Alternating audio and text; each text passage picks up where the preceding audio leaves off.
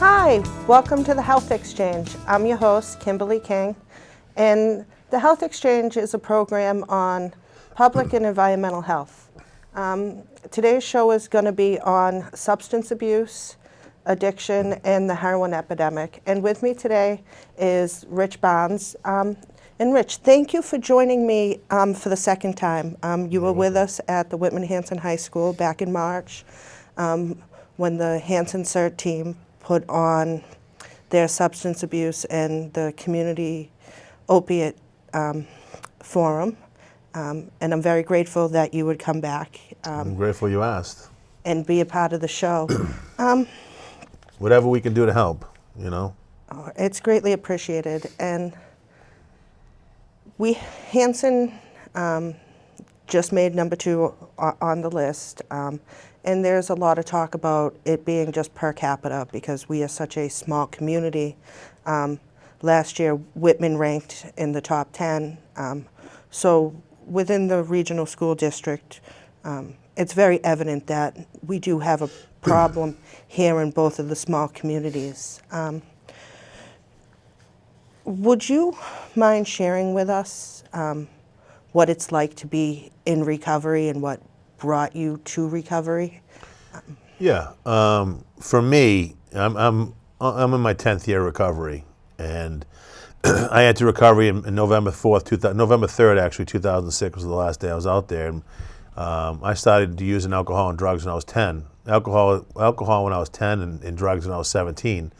And I'm not here to debate whether addiction is a disease or not, because it really doesn't matter, because people are losing their lives over it. Young people, old people, they're all losing their lives over this.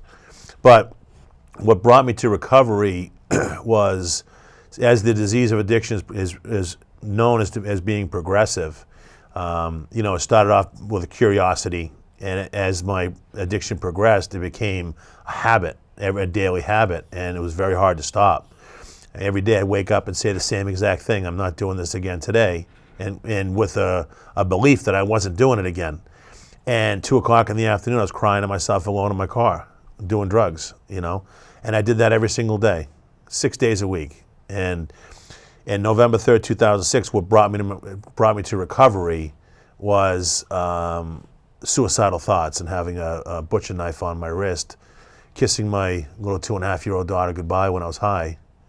And I asked God for help for the first time ever, and I woke up the next morning, and my life changed for the better, and I haven't had a drink of drugs since. But I'm also, I'm not saying that's all I did, but I'm active in sharing my experience, strength, and hope with everybody I can, anybody that will listen, because drugs and alcohol are prevalent everywhere, and I'm just grateful I have another day of life in a sober world. And we're glad you're with us. 10, you said you started drinking when you were 10. Did your parents have any idea that you might have been drinking alcohol at such a young age? That's a great question. No, they did not. They didn't know anything because I hid it. You see, when I took that first drink at 10 years old, I started to get this feeling of euphoria, and I liked it. Because what it did is it pushed down my pains and my sadness and all that stuff and hid it. And even though it was still in there, it was just burying it and burying it and burying it. And every day I drank as a 10-year-old boy, all the way up to, again, 38 years old, it buried that pain even deeper inside of me. But no, did my parents know? No, nobody knew. And I wish when I was 10 years old, someone in my family would have been proactive. And I'm not saying they were wrong in not doing it back then, but I wish someone was proactive and said, or just told me about them. Maybe it wouldn't have escalated into where it did. In regards to parenting today, I have 2 young girls myself, and one is going to be 12 next week, and the other one's going to be 8 in July. There's no question I'll be on them, talking to them, and constantly. Even though I think they're the best kids in the world, and they're good students, and they're great kids, and all that stuff, it doesn't matter because I'm only with them certain hours of the day. And they're going to be peer pressured. They're going to be asked to try this, drink that, smoke this, take this pill. And I'm not there to guard them. I'm not there to say, listen, don't do it. So what I'm going to do with my children, as my parents didn't do with me, is I'm going to be educating them and telling them where it can lead.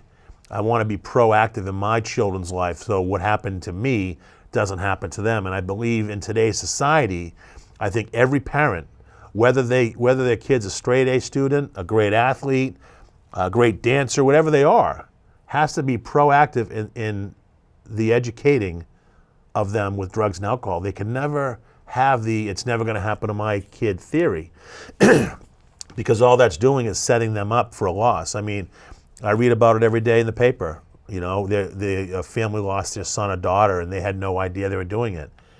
You know, if they play a role in their lives, a bigger role in regards to this epidemic we're all facing today, they play a role in it regardless of what their thoughts tell them. No, my kid's not going to do it. Just to have an open mind that, you know something, maybe there's a 1% chance that my kid maybe will do that, and educate them or tell them, and just have an open dialogue and just be honest and have an open door policy, you know, like with their children. I guarantee you will prevent a lot of things that will happen in the future if they have that open dialogue with them.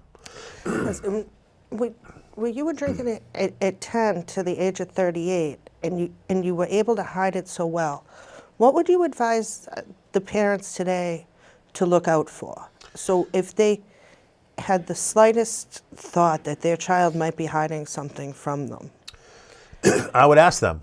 Be open with them and ask them, and sit down and say, listen, I'm not going to get mad at you. I just want to have an open conversation with you. I just want to know what you're doing, you know, and tell them where it can lead. Because let's face it, 90% of addiction, and alcoholism is addiction as well, 90% of it happens in the teen years.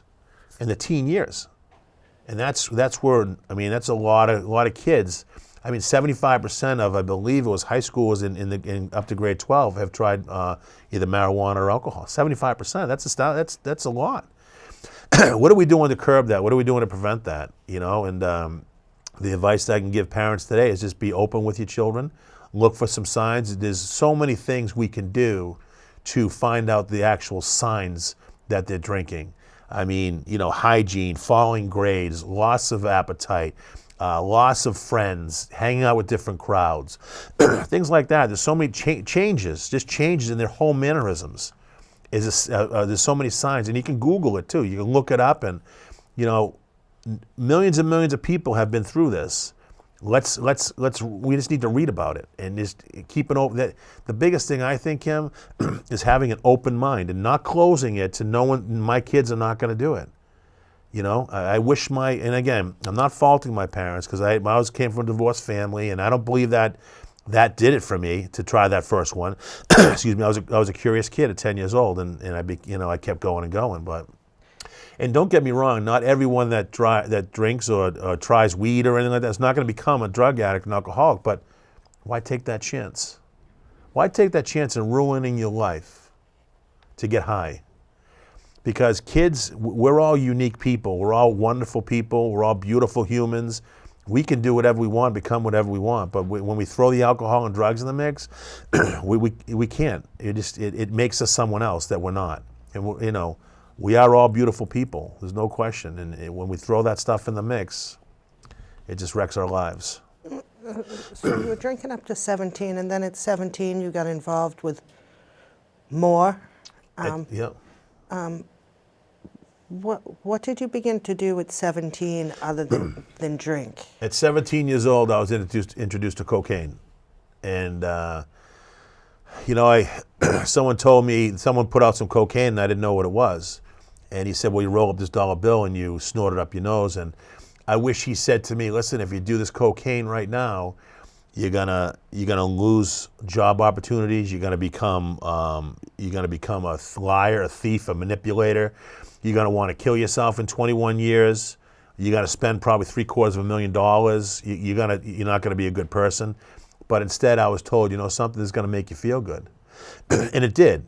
It gave me that euphoric feeling and gave me power and strength, and it's all in my mind. And I have an addictive personality, so obviously trying that first line cost me 21 years of my life. 21 years is a long time, you know? And again, if someone told me back then, this is what's gonna happen and forecasted a future for me, I may have had that opportunity not to do that line or stop. You know, I may have, if someone told me, Rich, this is going to happen to you, like I just said, I probably would not have done it. So now that you're in recovery, and it's been 10 years in recovery, and I understand that praying and asking God for help is, you woke up the next day and your life changed. Do you believe that God answered those prayers for you, and that it was God, or do you believe that it may have been something else there? For my story, I wholeheartedly believe it was God. I never had a relationship with God, excuse me, and I'm not preaching about God. I just strictly keep it to my story. And I wholeheartedly believe, I tried every single day to stop. And every morning when I was getting sick in the shower, I said, that's it, I'm not doing it today. I never asked for help from anyone. I never reached out this 3,000-pound hand and said, I need help, please help me. I never said it because my pride and ego was so big I could do it all myself, when in reality, I was a failure and a coward. And that's where that's where the drugs and alcohol led me. And after 28 years of doing it and asking that one prayer saying, please take my daughter and have her understand that how sick her daddy was, as a tear fell on her face. And I went into my room and told my wife, I said to her, I said to God, please take care of her and watch out for her, or help me. And that was the start of my new life. When I woke up the next morning, the knife was on the floor, and I felt 1,000,000 pounds lighter. I really did. I felt lighter, and I didn't know why. I really couldn't put two and two together. And in doing so, one day went by, 2 days went by, and I'm like, what am I doing? Because I didn't know who I was. The only person I knew was a person who got up every morning, shaking off the sickness, got in the shower, get sick in the shower, and I did it every single day. Definition of insanity, doing the same thing over and over and expecting different results. And I did that every day. And when I that next day, and 3, 4, 5 days go by, and I'm thinking, what's going on? And I started reaching out for help and talking to people about what I'm doing. For the first time in my 38 years, I'm opening up to other human beings and saying, listen, I may have a problem. And I found out I started speaking with some good people who had some sobriety, who had some recovery, and they suggested I do this and I do that, and I did it. I followed it because I did it my way for 28 years, and it didn't work out too well. So would you suggest to others who are looking to get help and want help to reach out to, who would you ask them to reach out to? Would it be AA, Alcoholics Anonymous, EB Hope? There's so many different entities you can reach out to. But the first thing you have to do is truly humble yourself to say, I need some help. And truly know it in your heart that you need some help. And that humility will take you anywhere. Because we have our guard up, we built these walls around us of separation, unknowing that we were actually locking ourselves in and pinning ourselves in, and when we reach out that hand to anybody, anybody we trust, it could be a mother, it could be a father, EB Hope, it could be AA, NA, it could be anybody. As long as they're good people and they're understanding and they're loving and kind. Like when I reached out my hand to my first sponsor, I was clean 16 days. I had no idea, because I was unwinding my whole life. I had no idea who I was. And when I did that, he told me, he suggested all these things. I go to AA and I do this and I do that, and I did it. And I kept following the process. There is a process of recovery laid out. And if we follow it, we're not going to fail. If we follow it, it's built to work. It's built for success. But we have to follow it. We can't stray off of the path. And now that, in being in sobriety and being in recovery for 10 years, how does it feel to be successful and to be a loving dad and to still be here and to have a renewed hope and love for life? I'll tell you, going from hating life waking up every day and dreading even putting my shoes on, to becoming grateful for those shoes is absolutely astounding. I mean, as I was telling someone when I was outside, every single day we wake up, we truly exchange a day of our lives for this day. And I can't, now who I am today, I can't let anger, resentment, bitterness, all that stuff, I can't let that into my life. Because if I do, my thoughts start to roll. I have a mind that can't be trusted. So my mind will start to roll, and I'll go back to my past and think about it and dwell on it, and that does me no good.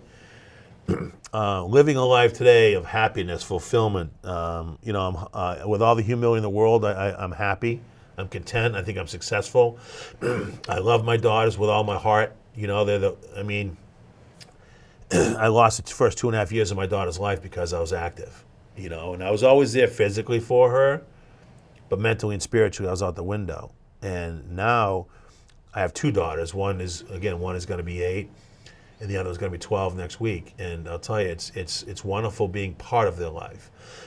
Not only being their dad, but actually partaking in their soccer games, their softball games, giving them hugs and telling them how much I love them, telling them how proud I am of them, and them looking in my eyes and saying I love you is the best high I can ever have.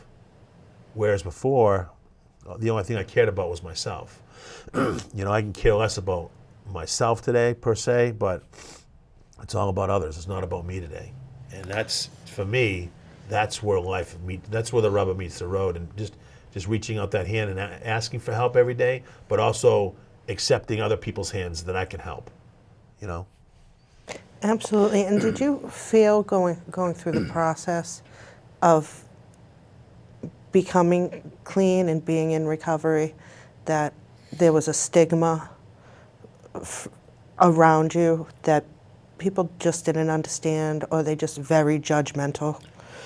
I do. The stigma of alcohol and addiction is the biggest lie I know, because for me, being an addict, I woke up every day, like I said, and say I'm not doing this, and then I was crying to myself later, saying I can't believe I did it again. With the drugs that are out there today, like the heroin, like the opiates, and all that stuff, these people who are hooked on them, they have to take it to feel good. They have to take it to feel normal in the morning. And I never did opiates, but I have a lot of friends who have. I have a lot of friends very good friends that died from it. I've studied up on it. I know a lot about them, and I'm glad. I'm very blessed not to have done them. Last year, I lost one of my good friends who sat in front of me, at work, and he's a very good person, but he's got hooked on it. And so the opiate addiction right now is a different animal, and it doesn't start with heroin. It doesn't.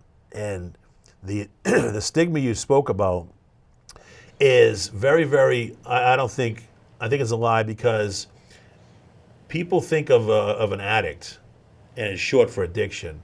People think of an addict that someone lives under a bridge or in a cardboard box in a park, where addiction affects everybody from a CEO of a multi-billion-dollar company all the way down to the person who eats out of that dumpster and everybody in between. And it can affect everyone. And when I speak at schools, I tell the kids, I say basically, or the parents I speak with, it affects the little boys who are playing G.I. Joe with your son.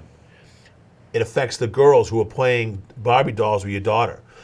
And now look at them. Now they're addicted because no one educated them. No one told them what can happen. I think that stigma is absolutely wrong, but it plays a big role in society today. It does. I agree. I think the stigma of is there. I don't personally agree with it, and I know many that believe, not my community, not my home, right, not my children, and I think that needs to change. Without a doubt. And I believe that society as a whole could show more compassion, because it does not discriminate. Alcohol and drugs do not discriminate. I would agree, without a doubt. They take anybody, like I said, from that CEO all the way down to the person who eats out of that dumpster and everybody in between. it affects not only the addict itself or the person who became addicted, but it also affects the families, the mothers, the fathers. And I look at people, young kids, a college freshman in Bridgewater State who passed away from heroin, a 20-year-old who in Bridgewater just passed away. And I don't know if you saw the obituary. This kid looked like a great kid, happy, had a badge on his, and smiling, but you would never know he was using heroin by the looks of him. No one knew. And again, it's not all heroin, but that's what's killing people. But no one knew that I was doing doing cocaine or crack every single day. No one knew, because we hide it very, very well. We manipulate everybody around us to know that we're not doing it, and we hide. I believe that addicts, myself included, I was a coward. When all it took was reaching out that hand. So to empower people and to educate the parents that are watching us at home, what would you tell them to look for? Since, like you said, they're so well at hiding it, what do we look for? Well, again, there's a lot of changes, yes. Physical changes, different friends, hygiene. Hiding things, money, where's their money going, what's missing in the home. There's so many different things. There was a thing, I forget what it was called, but it was going around. It was at Hanover Mall not too long ago. I believe it was at Kingston Mall. But it showed a bedroom of an addict and things to look for in the bedroom, like little baggies, belts with teeth marks in it. That's from using heroin. You go on CDs and look if there's any powder on it from chopping or pushing down on pills and getting them to it so they can snort them or liquefy them and inject them. Spoons with burn marks on it. Different attitudes, different demeanor. You can go on Google and find so many different things, but it all starts with us as parents looking for these things, educating ourselves on it. I mean, I have 2 daughters, like I said. I'm going to educate myself so much that I'm going to be on top of my kids, just, again, discussing this with them, even though they're straight-A students. I'm just going to be doing it because it could be my kid. The biggest thing of all, Kim, we can't have that thought that it's not my kid. We can't have it.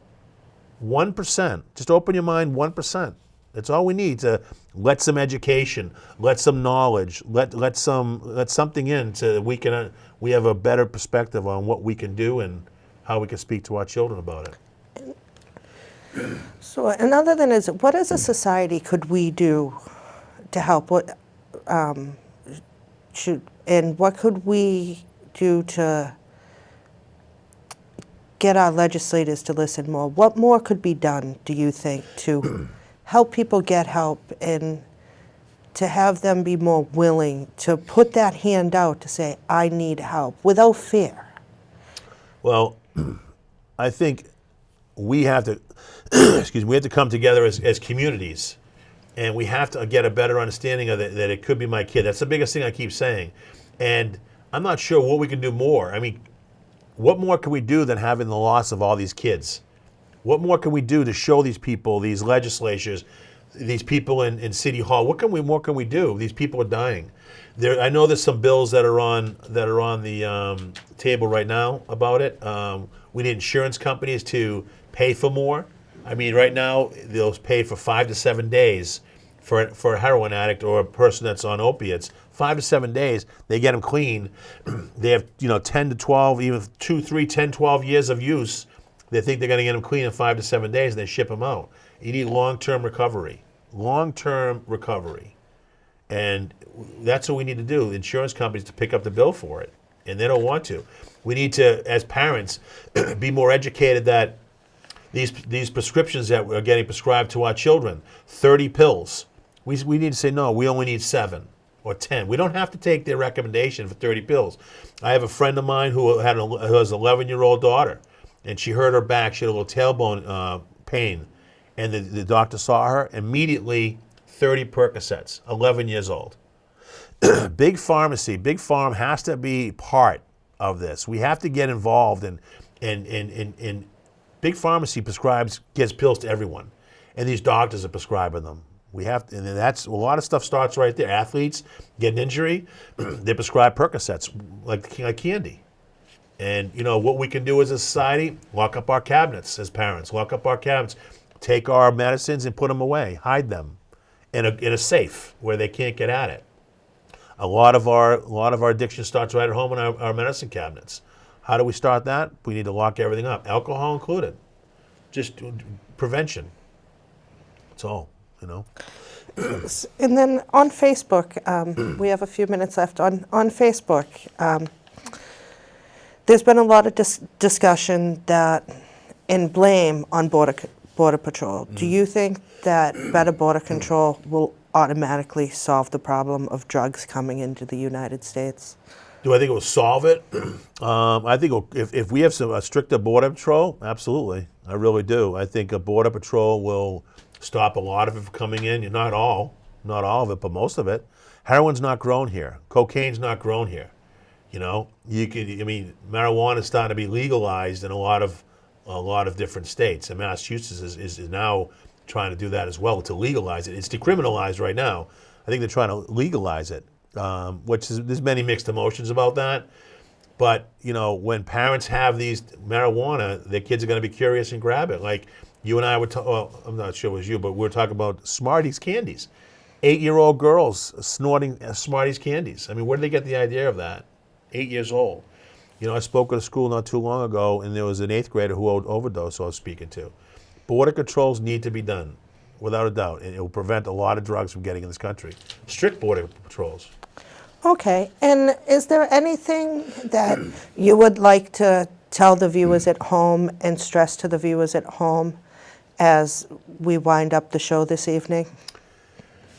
I think if you're listening at home and you have children, I think you have to be part of their lives in regards to this epidemic. We can't hide it any longer. We need to have an open mind. We have to talk to our kids and let them know that we're going to be there for them no matter what, and not to impose fear on them, but to impose that, you know something, I love you. Give them more hugs and tell them I'm going to be there for you. You know, I think in doing so and educating our kids, I think it will curb a lot, and not have that blind eye, or not turn a blind eye to it. And I know a lot of kids that have parents that smoke weed and things like that, and we can't do that. You know, it's not setting good examples. You know, the open mind, the education, the spreading awareness, being part of their lives, providing more love for them. You know, just being part, like get in there and just be part of their lives. I mean, again, 90% of addiction falls in the teenage years. Once we get out of them, it starts to go down. But we need to keep an open mind, educate, spread awareness as much as we can, and just open that door for 1% of could be my kid. And thank you very much for joining us my this pleasure. evening, Rich. Truly. And thank you, viewers at home, for joining us and watching the show. Rich has a website. It's richfulthinking.com. I'd encourage you to check it out. And the Massachusetts Department of Public Health has wonderful resources on their webpage as well. And I hope that you have a fantastic week.